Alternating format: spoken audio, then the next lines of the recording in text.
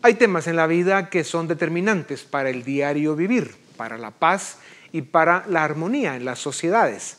Uno indispensable es el trabajo, las oportunidades y el ambiente laboral. Por un lado, la fuente de sustento y por el otro, el grado de satisfacción personal que nos da. Lo que nos gusta no es siempre lo que nos toca hacer, pero la vida nos enseña que cuando de salir adelante se trata, los seres humanos tenemos una gran capacidad de adaptación.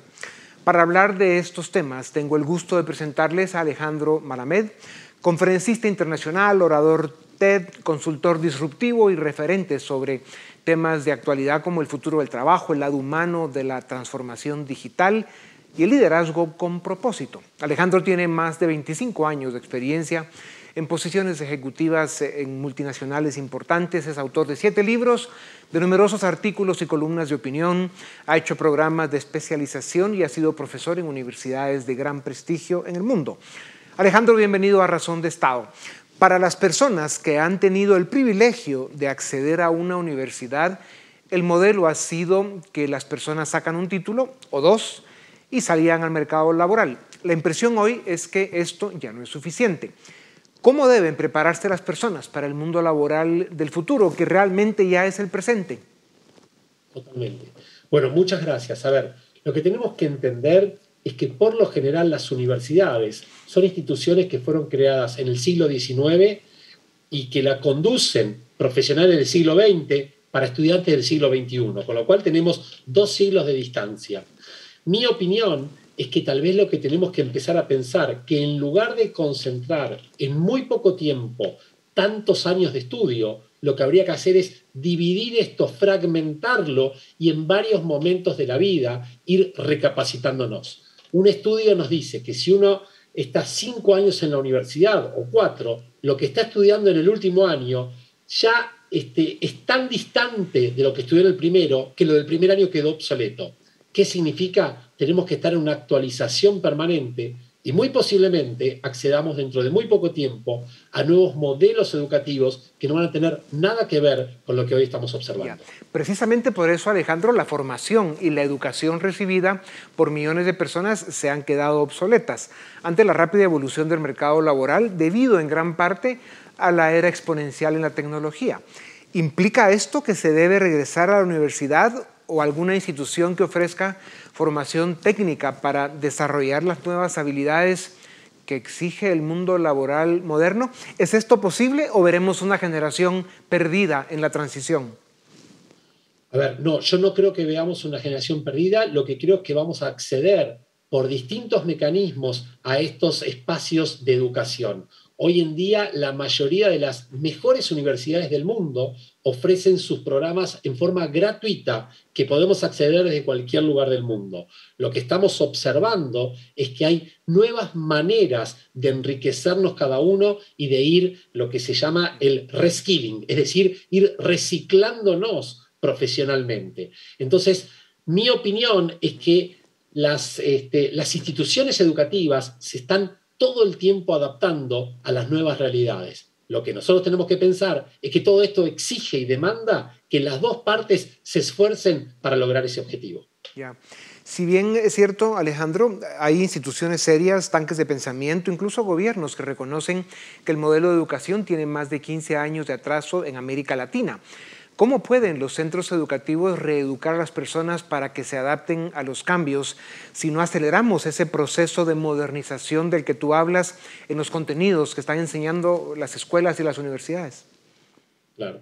Yo creo que lo que estamos observando hoy es que, y me pasa en las universidades, los alumnos saben más que los docentes. Entonces creo que lo que tenemos que entender es que cambió el rol del docente. El docente no es el que sabe todo, sino el que tiene las mejores preguntas. El docente es la persona que estimula el aprendizaje. No es el sabedor o el integrador de los conocimientos, sino que es el facilitador del aprendizaje de cada uno de los aprendientes.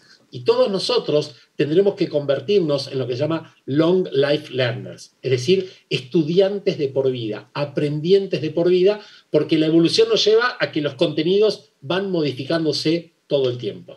Sí, no es un excelente punto, al final es un reencuentro entre la oferta tradicional de educación que hemos tenido y la demanda, ¿no? Hoy tenemos una demanda mucho más exigente y que además necesita un conocimiento puesto al día. Alejandro, ¿cómo afectan la vida de los trabajadores los cambios drásticos y acelerados que vivimos? Hay más casos, ya lo mencionábamos fuera de cámara, de depresión o incluso de suicidios a causa de las decepciones y exigencias del mundo laboral de hoy. ¿Qué piensas de esto? A ver, evidentemente el nivel de demandas es imposible de satisfacer con las capacidades que tenemos. Con lo cual lo que se está produciendo es esa necesidad de ver cómo compensamos ese exceso de demanda. ¿Qué es lo que sucede? Muchas personas lo compensan con menor tiempo de dormir, con menor tiempo de dedicar a la familia. Yo creo que vamos hacia un proceso y acaba de salir este concepto. Antes se hablaba de work and life balance, el equilibrio entre la vida y el trabajo. No existe más eso, lo que existe es la armonización de toda la vida. Creo que tenemos que entender que el trabajo es una faceta más, un plano más de nuestra vida. Y si eso no nos genera la motivación como para estar todo el tiempo impulsando nuevas energías, no nos sirve. Por otro lado, creo que también empezamos a entender que los modelos tradicionales de conexión laboral están obsoletos. El concepto de trabajo 8 horas y por eso me pagan, dentro de muy poco va a desaparecer. Tenemos que empezar a pensar en el trabajo por objetivos, que no importa ni cuándo ni dónde lo hago, sino lo que importa es que esté realizado, que esté ejecutado. Eso va a cambiar muchas cuestiones, dentro de las cuales cada uno va a ser el dueño de administrar su tiempo de la manera más efectiva. Ya.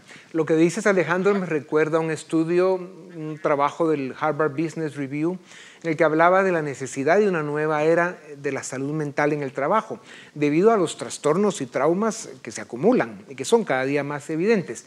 Muchas empresas, especialmente en países ricos, han respondido con iniciativas como días o semanas de salud mental, les dicen, semanas laborales de 4 días y más beneficios que incluyen el asesoramiento, el coaching. Hay datos que indican que estos esfuerzos no están dando los resultados esperados. ¿Cuál es el problema? ¿Pasa la especie humana por un momento de desencuentro con el presente que le toca vivir? ¿Cómo se deben enfrentar estos desafíos? Yo creo que hay dos cuestiones acá y es como una confluencia de dos fenómenos. Primero lo que veníamos arrastrando y esto se potenció con el COVID-19. Entonces, ¿qué es lo que está sucediendo? Ninguno de nosotros estaba preparado mentalmente para enfrentar este tipo de desafíos. ¿Qué es lo que sucedió? Muchas empresas intentaron brindar remedios que estaban conectados con respuestas antiguas. Entonces lo que está sucediendo es nueva modelización de cuál es la respuesta que hay que dar a la salud mental y a la salud emocional. Un tema que no es menor es que el concepto de salud mental hasta el año 2019 estaba prácticamente prohibido en las empresas, estaba mal visto. Entonces, ¿qué es lo que estamos visualizando? Estamos visualizando la necesidad de poner sobre la mesa la problemática de la salud mental como parte de la salud integral de cada colaborador. Y es en esta dirección donde vamos a empezar a encontrar las soluciones cuando realmente expongamos los problemas. Mi experiencia en este campo es que la mayoría intenta ocultar. La problemática que sucede es que la salud mental no se puede ocultar. Eso se evidencia en cualquier momento. Un estudio que hicimos en una compañía en toda Latinoamérica sobre ansiedad y depresión demostró que los niveles son alarmantes que se está viendo en este momento en los colaboradores. Y no es la problemática tradicional. La problemática que hoy se está viendo es fundamentalmente en las madres con hijos y en las personas solteros que viven solos, las mayores problemáticas. ¿Por qué? Porque la expectativa era totalmente diferente a lo que hemos vivido en estos últimos 2 años. Ya.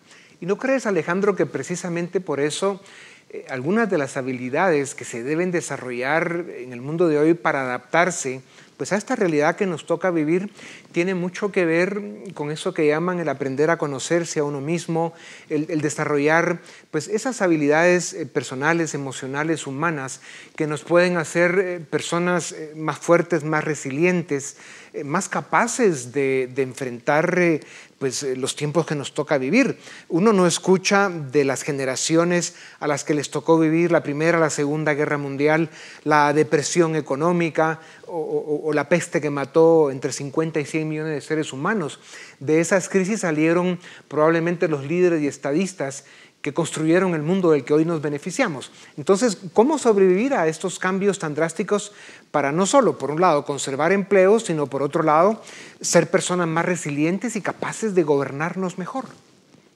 Sí, coincido plenamente. A ver, hasta hace algunos años el concepto que respondía a esto era la famosa inteligencia emocional a partir de Daniel Goleman. Ahora, ¿qué es lo que sucede? La inteligencia emocional es conocer mis emociones y conocer las emociones del otro. La teoría que supera a la inteligencia emocional se denomina la agilidad emocional. ¿En qué se distinguen? Yo puedo conocer mis emociones y las emociones del otro y manipular a la otra persona y llevarla por el mal camino. La agilidad emocional es reconocer estas emociones propias, las emociones de los otros, tratar de acompañar lo que sucede con las emociones, pero fundamentalmente la actitud, el comportamiento, basarlo en valores. Para mí, lo que va a marcar el cambio de época es cuando todos aquellos que tienen la responsabilidad de liderar familias, empresas, comunidades, países, tengan por sobre todo los valores en los cuales se fundamenten las decisiones y otra palabra que emerge y que es la que sintetiza todo esto, el sentido de propósito. El propósito es para qué estamos en el mundo. Y algo que se ha visualizado es que mucha gente, a partir de estos 2 años y las experiencias que tuvimos, se está replanteando dónde trabajar, para qué trabajar, cómo trabajar y con quién trabajar. Por eso se da un fenómeno denominado la gran renuncia que cambió totalmente los esquemas tradicionales. Claro. Otra dimensión de esto que nos toca vivir y que tiene mucho que ver con todo este drama emocional, que es un factor al que hay que poner atención, para aquellos trabajadores que se están quedando o se quedarán sin empleo por la revolución tecnológica. Yo veo esto de la gran renuncia que estamos viendo en países como Estados Unidos. Este es un capítulo muy temporal. Lo más probable es de que eso cambie y muy pronto, pero en todo caso, ¿qué deben hacer para reinventarse las personas? ¿Es posible? ¿Qué y cuánto tiempo tomaría? Está muy bien. Este concepto, hay un profesor que se llama Joseph Youn, que lo denomina la angustia de los robots. La angustia de los robots es esa sensación que tenemos todos, que en algún momento viene el robot y se lleva mi trabajo. La respuesta que él brinda es que hay nuevas alfabetizaciones que todos tenemos que tener. Primero habla de la alfabetización tecnológica, en segunda instancia de la alfabetización en datos y tercero, la alfabetización humana. ¿Qué significa? Tenemos que incorporar las 3 dimensiones para ser competitivos en el mundo en el cual nos estamos nosotros desarrollando. Y en ese sentido hay múltiples opciones. Técnicamente se habla del upskilling, reskilling y outskilling. Upskilling es mejorar lo que tenemos, reskilling es reciclaje profesional y outskilling es el grado máximo de responsabilidad social corporativa donde las empresas, sabiendo que hay personas que no pueden reinsertarse dentro de la propia organización, las entrenan, las capacitan para ser útiles en la sociedad. Ahí gana la persona, gana la empresa, gana la sociedad. Tremenda reflexión, Alejandro. La pandemia nos llevó a jornadas laborales más flexibles. Hubo gente que trabajó menos y otros más. Si bien millones de trabajadores hoy prefieren retirarse de sus empleos, lo hemos visto, para tener tiempo libre, también vemos el fenómeno inverso. El trabajo a distancia o virtual también ha provocado que la frontera entre la casa y la oficina desaparezca, incluyendo los mismos horarios de trabajo o la expectativa de respuestas desde el empleador hacia el trabajador. ¿Se ha generado un impacto negativo sobre la disponibilidad de tiempo de recreo y distracción por la pandemia o se trabaja menos?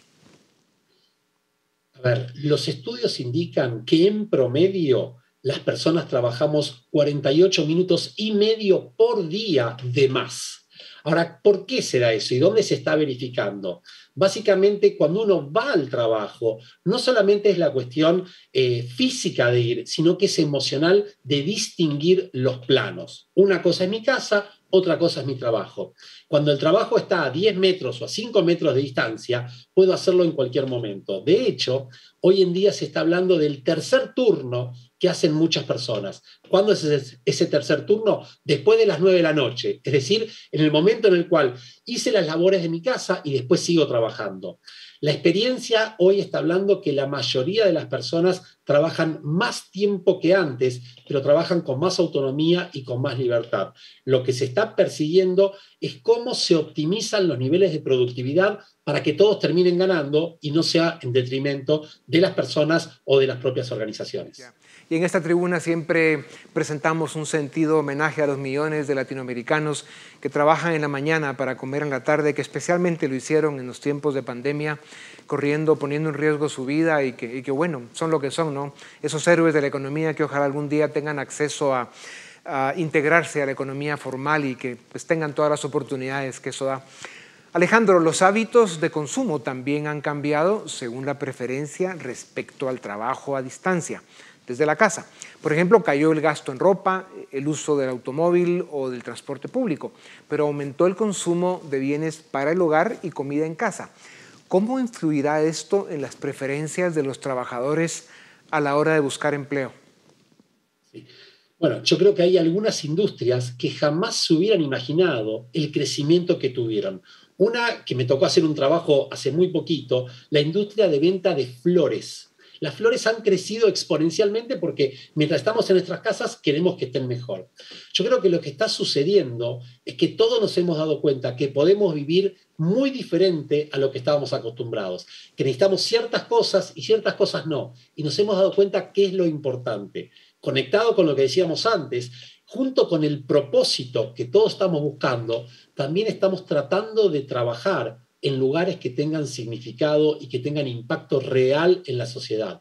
Hay todo un concepto que tiene que ver con lo que se llama economía al kilómetro cero, donde se intenta impulsar las industrias locales, todo lo que es la utilización de la ropa y la reutilización. Entonces, es como la ecología aplicada a cada uno de los ámbitos. Aquellos que tienen más oportunidades cada vez más están buscando trabajar en este tipo de industrias, en este tipo de empresas. Alejandro, así como la demanda laboral está en proceso de transformación, también lo está la oferta, ya lo decíamos. La pandemia llevó a millones de personas en países desarrollados a concluir que existen otras variables importantes en su vida, como la disponibilidad de tiempo libre, como ya lo mencionábamos también, la flexibilidad de horarios o la posibilidad de realizar el trabajo a distancia o desde casa. Estamos viendo que hoy, a diferencia de 2019, más profesionales y trabajadores prefieren abandonar buenas oportunidades laborales porque desean potenciar esas otras variables subjetivas. ¿Cómo cambiará esto el mundo? ¿Implica esto que el trabajador hoy tendrá más peso en definir las condiciones de su contratación o esto lo determinará el mercado? A ver, mi opinión es que cada vez más aquellos que pueden elegir, y está muy bien hacer esta distinción entre los que tienen la oportunidad de elegir, cada vez más están orientados a lo que se denomina la economía de la experiencia. Más que el tener, lo que la gente está buscando es el disfrutar. Entonces lo que está sucediendo es que todos están dirigiéndose hacia aquellos tipos de trabajo que ofrecen experiencias diferentes. Y estamos encontrando muchas oportunidades novedosas que antes hubieran sido imposible de considerar. Entonces, esta economía nueva que está emergiendo nos permite explorar nuevas cosas y darnos cuenta que industrias, como por ejemplo la del automóvil, estén en alerta porque se están dando cuenta que la gente lo que busca es un objeto de movilidad, no busca tener un auto todo el tiempo. Lo mismo pasa con la vivienda, lo mismo pasa con los hoteles, con un montón de actividades que se están dando cuenta que si no se reformulan, quedan fuera del mercado. ¿Cuál es el impacto mayor? Es que esto sucede exponencialmente rápido. Entonces es tan veloz que la capacidad de reacción es crítica, con lo cual hay una palabra del juego y la palabra es agilidad. Es la capacidad de responder rápido y la capacidad de brindar lo que el usuario, el cliente está esperando y obviamente también el trabajador.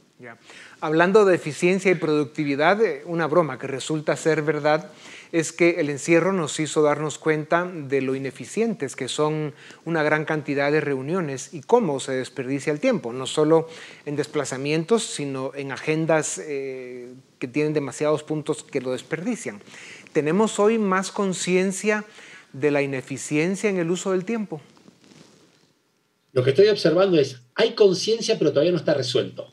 Entonces, lo que está sucediendo es que por lo menos observamos el fenómeno y nos damos cuenta lo innecesario que son un montón de momentos de conexión. Quiero transmitir, hay un profesor que se llama Thomas Malone del MIT, que él tiene una idea. Y él lo que dice es, la próxima revolución no va a ser tecnológica, sino la forma como colaboramos. Tal vez la respuesta sea el metaverso, tal vez la respuesta sea la realidad virtual, no sabemos qué, pero seguramente todos vamos a interactuar y colaborar de una manera que hoy ni siquiera tenemos la capacidad de imaginarnos. Ahí está el verdadero cambio. Yeah. Y esto nos trae, Alejandro, a un tema que ya mencionábamos hace un rato. ¿Qué nos dice de las generaciones de hoy que parecen aguantar menos que las de antes? En 2019 ya se reportaban tasas altas de desgaste y cansancio entre jóvenes. El 68% de millennials y el 81% de esa generación Z manifestaron haber renunciado a sus trabajos por razones de salud mental. ¿Está la especie humana en un ciclo de decadencia? El mundo de hoy exige hacer más, no menos, y para comer hay que trabajar. ¿Cuál es tu análisis sobre este ciclo que estamos pasando, que sin duda alguna es disruptivo y a veces preocupa?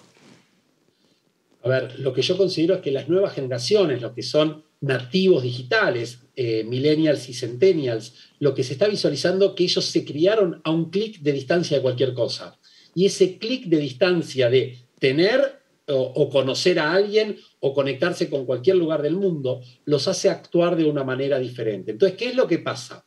Nos estamos acostumbrados a hablar de años de experiencia. Las nuevas generaciones hablan de experiencias en esos años. Entonces, creo que este concepto de la economía de la experiencia se lleva a cada uno de los ámbitos y esta intranquilidad que tienen por estar demasiado tiempo en algún lugar es lo que se visualiza cuando postean en cualquier red social y si al minuto no recibieron likes, se ponen nerviosos. Bueno, claro. Esto se lleva a todos los ámbitos y en el trabajo se está visualizando generando una revolución enorme en la agilidad y movilidad que tienen que tener las empresas para poder fidelizar a sus colaboradores más talentosos. Ya. Claro, de lo que tú hablas es que tenemos un problema de expectativas, ¿no? Ese tema del clic y la velocidad a la que vivimos, pues ha generado expectativas que están acá, pero la realidad está acá y lo que hay en medio es frustración. Alejandro, para terminar, a los valores hoy les llaman habilidades blandas, como la honradez, el trabajo en equipo, la cooperación, la comunicación, el sacrificio, el compromiso, la excelencia. Sin importar cómo les llamen, ¿por qué es y será vital rescatar estas virtudes si queremos construir un mundo mejor? A ver, bienvenido que suceda esto, primer punto, y en segunda instancia porque nos hemos dado cuenta que uno puede ser teóricamente muy exitoso, pero cuando no está basado en esos valores fundantes, eso es de corto plazo. Yo creo que esto empezó tal vez a nivel corporativo y global con el caso Enron, pero después hemos tenido numerosos casos que mucha gente que logra teóricamente mucho éxito, todo el dinero que gana solamente le sirve para poder pagarle a los abogados para no ir preso. Entonces, ¿qué es lo que está sucediendo? Creo que hay como una nueva ética que se está poniendo en juego. Bienvenida esta, y me parece que esto está conectado también con el propósito. Entonces, también lo que se está visualizando es que hacer el bien hace bien, y esto hace que todos actuemos de una manera diferente. Clarísimo. Lo que queda claro es que si queremos de verdad construir un mundo mejor, tendremos que revisar el ejemplo, el legado de valores que nos dejaron generaciones anteriores, en especial, como ya decía, las que vivieron las dos grandes guerras mundiales, la peste del 17 y la Gran Depresión económica. Aquellos años y aquellos dolores produjeron grandes líderes y estadistas que construyeron el mundo del que las generaciones de hoy tanto nos hemos beneficiado, y el que tantos se dicen a sí mismos dirigentes, lamentablemente insisten en destruir. Las tareas pendientes son extraordinarias, no queda otra que seguir trabajando.